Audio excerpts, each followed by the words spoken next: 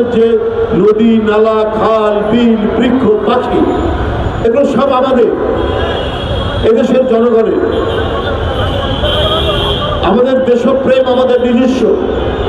ওই পার্শ্ববর্তী দেশে ওদের ডিকটেশনে আমরা আমাদের দেশপ্রেম, আমরা আমাদের স্বাধিকার, আমরা আমাদের স্বাধীনতার মূল্যায়ন করি না। পার্শ্ববর্তী দেশ থেকে বাংলাদেশের বিরুদ্ধে ভয়ঙ্কর রকম অপপ্রচার করা হচ্ছে। এখানে অনেক সাংস্কৃতিক কর্মী রয়েছে, তাদের জানিয়ে দেই এটার পাল্টা ব্যবস্থা যদি আপনারা না করেন তাহলে কে? আপনারা জাতীয়তাবাদী সামাজিক সাংস্কৃতিক সংস্থা, প্রতিনিয়ত সকাল সন্ধ্যা ভারতের ইলেকট্রনিক্স মিডিয়া এবং অন্যান্য মিডিয়া বাংলাদেশ বিরোধী প্রচার করছেন। কারণ তাদের যে প্রতিভূ, তাদের যে প্রতিনিধি শেখ হাসিনা ক্ষমতায় নেই, নানা ধরনের অপপ্রচার করছে যে বাংলাদেশ নাকি জাতীয় সঙ্গীত পাল্টে দিবে এখন বর্তমান সরকার, বাংলাদেশে নাকি মাজারগুলোর উপর আক্রমণ করা হচ্ছে, আর সংখ্যালঘু হিন্দুদের উপর নাকি আক্রমণ হচ্ছে। এগুলো পাতানো, এগুলো বাড়ানো উদ্দেশ্য পরিচিত চক্রান্তমূলক অপপ্রচার করা হচ্ছে ভারতের ভিতর থেকে।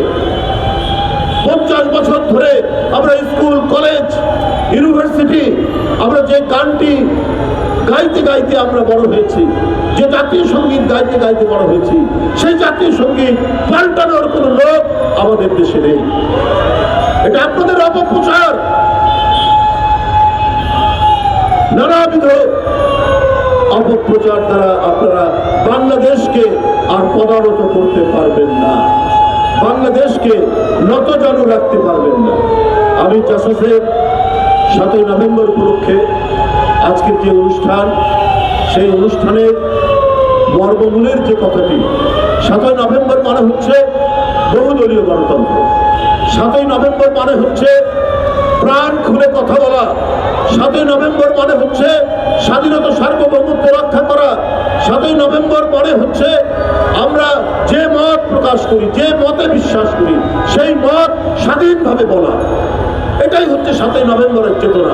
এটাই শহীদ জিয়াউর রহমান আজকের এই দিনে 1975 সালে তিনি জাতীয় রাজনীতির পদপ্রদীপের আলোয় উদ্ভাসিত হয়েছিলেন।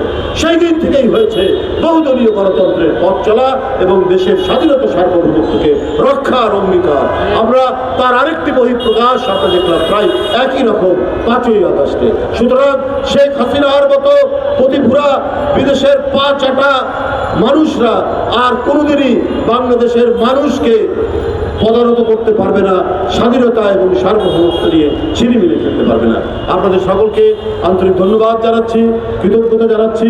7ই নভেম্বরের এই কর্মসূচি জাসাস ঢাকা মহানগর দক্ষিণ যেভাবে উদ্যোগ গ্রহণ করেছেন তাদের সবাইকে আমার আন্তরিক প্রীতি এবং শুভেচ্ছা জানিয়ে আমরা